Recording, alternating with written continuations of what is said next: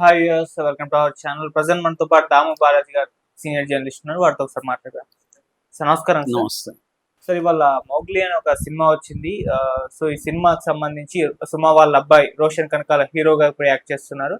అయితే పెద్దగా ఈ సినిమా పట్ల బజ్ అయితే లేదు. కాకపోతే అఖండ ఈ రోజు పోస్ట్ పోన్ అవ్వడంతో ఈ సినిమా మీద బజ్ ఏర్పడింది. ఆ రకంగా ఈ సినిమా మీద కాస్త సింపతి కూడా వచ్చింది. అయితే ఈ సినిమా మరి ఎలా ఉంది, దీని టాక్ ఏంటి, అఖండ ముందు నిలబడుతుందా లేదా అని చర్చలు కూడా జరిగాయి. ఈ సినిమాకి సంబంధించి ఒకసారి రివ్యూ చెప్తారా సార్? సుమా ఎంత పాపులర్ మనకు తెలుసు. అలాగే రాజీవ్ కనకాల కూడా వాళ్ళ అబ్బాయి రోషన్ కనకాల. సో అబ్బాయి బబుల్ గమ్ సినిమాతో ఎంట్రీ ఇచ్చాడు. బట్ ఆ సినిమా ఆశించిన విజయం సాధించలేదు. దీంతో ఇప్పుడు రెండో సినిమాని ఇంకొంత ప్రెస్టేజియస్గా తీసుకొని మంచి బ్యానర్లో రిలీజ్ చేద్దామని మంచి బ్యానర్లో ప్రొడ్యూస్ చేసి మంచి డైరెక్టర్తో చేశారు. సో ఆ మేరకి ఒక చిన్న సినిమా స్థాయిలో దీనికి మంచి బడ్జెట్ వచ్చినట్టుగానే చెప్పుకోవచ్చు. అయితే అఖండతో ఇది పోటీ అనుకోలేదు ఫస్ట్లో. కాకపోతే అఖండ పోస్ట్ పని అఖండ దీనికి ఇబ్బంది పెడుతుంది అనేది అనుకున్నప్పటికీ కూడా ధైర్యంగా అయితే రిలీజ్ చేశారు. అందువల్ల నిన్న చేయకుండా ఈ రోజు రిలీజ్ చేసినట్టుగా తెలుస్తుంది. నిన్న ఈవినింగ్ అయితే షోలు పడ్డాయి. సో ఈ సినిమా ఎలా ఉంది, ఈ అబ్బాయి ఎలా చేశాడు, ఈ సినిమా అఖండాకి ఏమైనా పోటీ ఏమాత్రం ఇవ్వగలుగుతుందా, దీనివల్ల అఖండాకి ఏమైనా ఇబ్బందులు ఉన్నాయి? ఎందుకంటే యూత్ అర్బన్ ఆడియన్స్ అంతా కూడా ఈ సినిమాకి వెళ్తారు. అఖండాకి ఆ మేరకు ఇబ్బంది ఉందని కూడా వార్తలు వస్తున్నాయి. చాలామంది అఖండాన్ని దెబ్బకొట్టిన మోగ్లీ అనే టైటిల్ కూడా పెట్టి రాస్తున్నారు. సో అంత సీన్ ఉందా ఈ సినిమాలో అనేది మనం చూస్తే, ముందుగా ఈ సినిమా కాస్టింగ్ వస్తే రోషన్ కనకాల, సాక్షి ముడోల్కర్, బండి సరోజ్ కుమార్, హర్షాచముడు వీళ్ళు ప్రధానంగా యాక్టర్స్. ఇక దీన్ని డైరెక్ట్ చేసింది సందీప్ రాజు. ఆయన already colour photo, Suhas character colour photo చేసిన సినిమా పాపులర్ అయింది. నేషనల్ అవార్డు కూడా వచ్చింది. దానివల్ల డైరెక్టర్ చాలా సెన్సిబుల్ డైరెక్టర్ అని పాపులారిటీ కూడా వచ్చింది. దాని తర్వాత దీన్ని పీపుల్స్ మీడియా, అది ప్రెస్టేజియస్ బ్యానర్ మనకు తెలుసు, చాలా పెద్ద సినిమాలు తీస్తారు. విశ్వప్రసాద్ ఆయన ప్రొడ్యూస్ చేశాడు ఈ సినిమాని. అలాగే కాలభైరవ చాలా మంచి మ్యూజిక్ డైరెక్టర్లు, యంగ్ మ్యూజిక్ డైరెక్టర్లు చాలా మంచి మ్యూజిక్ డైరెక్టర్గా పేరు తెచ్చుకున్న కీరవాణి వాళ్ళ అబ్బాయి కాలభైరవ దీనికి మ్యూజిక్ చేశాడు.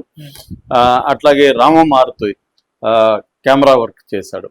సో ఇది కథగా చెప్పుకోవాలంటే మురళీకృష్ణ అనే ఒక అబ్బాయి ఉంటాడు. హీరో పేరు మురళీకృష్ణ పార్వతీపురం ఏజెన్సీ ఏరియాలో ఫారెస్ట్ దగ్గర ఉంటాడు. వాళ్ళ అమ్మ నాన్న చిన్నప్పటి నుంచి చనిపోయారు. చనిపోతే అనాథగా పెరుగుతాడు. అయితే తన లక్ష్యం ఒక ఎస్ఐ కావాలా, పోలీస్ ఆఫీసర్ కావాలనేది తన లక్ష్యం ఉంటుంది. అయితే బతుకు తెరువు కోసం ఆ ఫారెస్ట్కి సినిమా షూటింగ్లకు వస్తుంటారు కాబట్టి అక్కడ లోకల్గా జూనియర్ ఆర్టిస్ట్ని సప్లై చేసే కాంట్రాక్టర్గా ఈ అబ్బాయి డబ్బులు సంపాదించుకొని తన బతుకు తెరువు చేసుకుంటుంటాడు. ఆ క్రమంలో ఒక సినిమా షూటింగ్ సందర్భంగా వాళ్ళకి ఒక డూప్ అవసరం అయ్యి ఈ అబ్బాయి ఆ డూప్ రోల్ చేస్తాడు. ఆ టైంలో ఒక ఎక్స్ట్రా డాన్సర్లు ఉంటారు కదా, డాన్సర్లలో ఉన్న ఒక అమ్మాయిని చూసి ఈ అబ్బాయి లవ్లో పడతాడు. ఆ అమ్మాయి కూడా తనని ఇష్టపడుతుంది. అలాగే వాళ్ళిద్దరి మధ్య లవ్ స్టార్ట్ అవుతుంది. ఆ అమ్మాయి పేరు జాస్మిన్. సో ఆ అమ్మాయి ఒక లక్షణం ఏంటంటే ఆ అమ్మాయికి మోగా చెవుడు, మాటలు మాట్లాడలేదు, వినపడదు. అలాంటి మోగా చెవుడు అమ్మాయితో ఈ అబ్బాయి లవ్లో పడతాడు. ఈ క్రమంలో ఇతనికి ఒక విలన్ లాగా ఒక ఎస్ఐ దాపురిస్తాడు. అతని పేరు క్రిస్టఫర్ నోలన్. ఈ క్యారెక్టర్ బండి సరోజ్ కుమార్ చేశాడు. సో ఆ క్రిస్టఫర్ నోలన్ ఎస్ఐ తను కూడా ఈ అమ్మాయిని లవ్ చేస్తాడు. అలాగా వీళ్ళ ప్రేమకి విలన్గా అతను మారిపోతాడు. సో ఈ విలని నుంచి వాళ్ళు తమ ప్రేమను ఎలా కాపాడుకున్నారు అనేది మిగతా కథ. ఇది బేసిక్గా. అంటే దీన్ని ఏం చేశాడంటే ఈ డైరెక్టరు రామాయణంతో ముడిపెట్టాడు, లింక్ చేశాడు. రామాయణంతో లింక్ చేసి తను సీతలాగా, తను రాముడిలాగా, అడవి బ్యాక్ డ్రాప్ కాబట్టి అడవి తీసుకున్నాడు. సో ఒక రావణాసురులాగా వీళ్ళిద్దరి జీవితంలోకి ఈ ఎస్ఐ క్రిస్టఫర్ నోలన్ అనేది మనకు తెలుసు, యూకే అంటే ఇంగ్లాండ్కి సంబంధించిన ఒక గొప్ప డైరెక్టరు. బ్యాట్మెన్ సిరీస్ అవన్నీ తీశాడు. ఆ క్రిస్టఫర్ నోలన్ పేరు పెట్టారు ఇక్కడ ఈ విలన్కి. సో మరి అది ఎందుకు పెట్టారు, దాని వెనక ఉద్దేశం అయితే నాకైతే అర్థం కాలేదు. సో వెరైటీగా ఉంటుందని పెట్టినట్టుగా తెలుస్తుంది. ఏదైనా క్రిస్టఫర్ నోలన్ విలన్ చేశారు. సో ఇది బేసిక్ థీము. దీన్ని రామాయణానికి కనెక్ట్ చేసుకొని రాముడు, సీత, రావణాసుడు, ఆంజనేయులు, అడవి ఇలాంటి సెటప్ పెట్టుకున్నారు. నిజానికి దీంట్లో తప్పేం లేదు, ఇది కొంత డిఫరెంట్ సెటప్ బాగానే ఉందని కూడా మనకు అనిపిస్తుంది. స్క్రీన్ ప్లే పరంగా తీసుకున్నప్పుడు క్రిస్టోఫర్ నోలన్ చేసే ఒక సీన్తో స్టార్ట్ అవుతుంది. ఆ సీన్లో వీడు ఎంత క్రూయల్ ఫెలో, ఎలాంటి క్యారెక్టరైజేషన్ అంటే ఒక సాడిస్ట్ క్రూయాలిటీ ఉంటుంది కదా, ఒక సాడిస్ట్ నేచర్ ఉన్న దీన్ని ఇంట్రొడ్యూస్ చేశారు. తర్వాత ఈ అబ్బాయి బ్యాక్గ్రౌండ్, ఈ అబ్బాయి హర్షచముడితో కలిసి ఇక్కడ ఏమేమి యాక్టివిటీలు చేస్తుంటాడు ఇవన్నీ చేశారు. ఆ తర్వాత ఈ అబ్బాయి లవ్లో పడ్డం అవన్నీ కూడా బిగినింగ్లో బాగానే ఉన్నాయి, ఇంట్రొడక్షన్స్ అవన్నీ కూడా బాగానే ఉన్నాయి. ఆ తర్వాత ఫస్ట్ హాఫ్ అంతా కూడా ఇలా నడిపి ఇంటర్వెల్ బ్లాక్ కూడా చాలా బాగుంది. సో ఈ విలన్ వీళ్ళకి ఎలా అడ్డుపడ్డాడు, అతను కొత్తగా అక్కడ ట్రాన్స్ఫర్ అయ్యి విలన్ వస్తాడు. సో సెకండ్ హాఫ్ అంతా కూడా విలన్ సెంట్రిక్గా సినిమా సాగుతుంది. వాడి అటువంటి ఒక సాడిస్టు ప్లస్ పవర్ఫుల్, ఈ అబ్బాయితో పోలిస్తే మన హీరోతో పోలిస్తే బండి సరోజ్ కుమార్ క్యారెక్టర్ ఎస్ఐ కాబట్టి, పైగా సాడిస్టిక్ విలన్ కాబట్టి ఒక పవర్ఫుల్ అధికారం ఉంది, అతను పవర్ఫుల్ నేచర్ ఉంది. అలాంటి అతన్ని ఈ మూగ చూడున్న ఒక అమ్మాయి, తర్వాత ఒక మామూలు ఒక అమాయకమైన రూరల్లో ఉన్న ఒక అబ్బాయి ఎలా ఎదుర్కొన్నారు అనేది ఇది చూసినప్పుడు నాకు జైమ్ లాంటి సినిమాలు గుర్తొచ్చాయి. ఆ తర్వాత వర్షం బ్యాక్డ్రాప్, వర్షం సినిమా మన ప్రభాస్ అండ్ గోపిచంద్, అది కూడా రామాయణం సెటప్ అలాగే పెట్టారు దాంట్లో కూడా. ఇవన్నీ కొంత గుర్తొచ్చాయి. నాకు ఎక్కువ జైమ్ బ్యాక్గ్రౌండ్ కనబడుతుంది. సో ఏదేమైనా తప్పు లేదు, ఎందుకంటే వచ్చినవే వస్తుంటే కథలు, కొత్త కథలకు ఎక్కడ పోతాం, మంచిదే, తప్పేం లేదు. కాకపోతే ఏంటంటే బ్యాక్డ్రాప్ని డిఫరెంట్గా చూపించడం, సీన్లో స్క్రీన్ ప్లేని డిఫరెంట్గా చూపించడం, అంటే ప్రజెంటేషన్లో కొత్తదనం ఉందా అంటే దీంట్లో ప్రజెంటేషన్లో కొత్తదనం లేదు.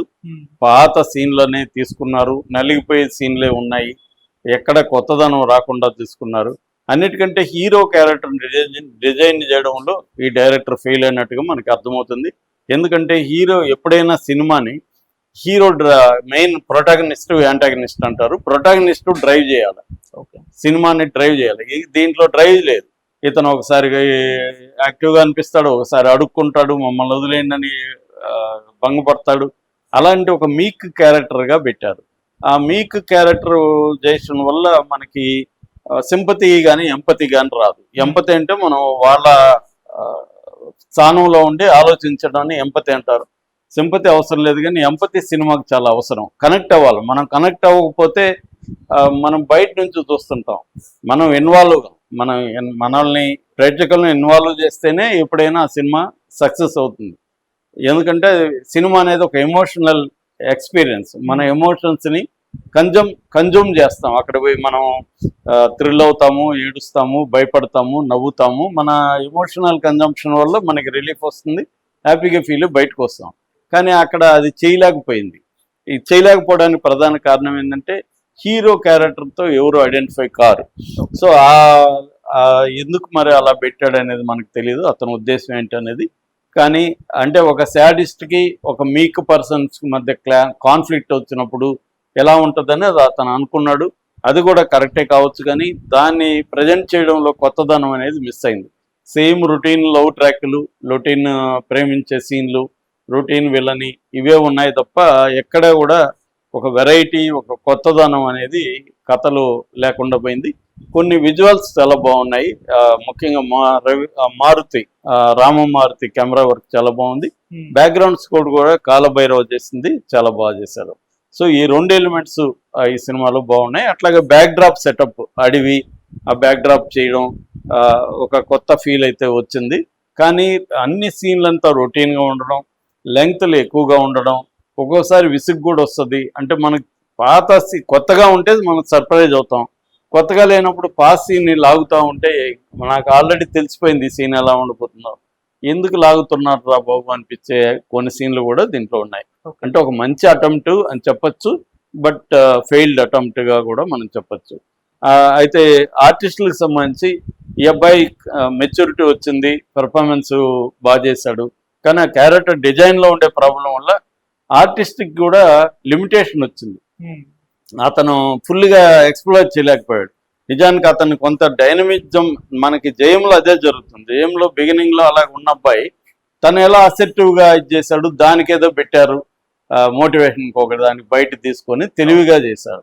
అది కనబడలేదు ఇక్కడ. అందుకని ఎప్పుడైనా బిలీవబిలిటీ సినిమాకి చాలా అవసరం, అది ఇక్కడ లేకపోయింది. సో అందువల్ల మేజర్ ప్రాబ్లం ఉంది. పెర్ఫార్మెన్స్ రీతే అబ్బాయి మంచి పెర్ఫార్మ్ ఇవ్వగలడు, అతనికి మంచి క్యారెక్టరైజేషన్ స్క్రిప్ట్ పడితే రోషన్ కనకాల మంచి ఆర్టిస్టుగా ఎదగలడు అనేది ఉంది. అట్లాగే లుక్స్ విషయంలో ఇంకొంత జాగ్రత్త తీసుకుంటే బాగుండేది అనిపించింది. ఆ అమ్మాయి మాత్రం చాలా బాగా చేసింది. ముఖ్యంగా వాళ్ళ ఫ్లాష్ బ్యాక్, వాళ్ళ నాన్నతో ఫ్లాష్ బ్యాక్ సీన్లు చాలా బాగుంది. ఆ అమ్మాయి అంటే మోగా గుడ్డి అనేది లిమిటేషన్స్ ఆర్టిస్ట్కి ఎవరికైనా, దాన్ని దాటి అమ్మాయి కళ్ళతో ఎక్స్ప్రెషన్స్ చేసింది, ఫేస్తో ఎక్స్ప్రెషన్ చేసింది, అవన్నీ కూడా బాగున్నాయి. ఓవరాల్గా ఈ సినిమా స్క్రిప్ట్లోనే మేజర్ ప్రాబ్లం ఉంది. మేకింగ్, ప్రొడ్యూసర్ కూడా బాగా డబుల్ ఖర్చు పెట్టి మేకింగ్ కానీ అడవి బ్యాక్డ్రాప్ అంతా బాగా చేశారు, కానీ మేజర్ ప్రాబ్లం స్క్రిప్ట్లోనే ఉంది. అది కొంత బాగా చేసుకుంటే ఇంకా బాగా వచ్చిండేది. నా రేటింగ్ 2.5 out of 5. ఓకే.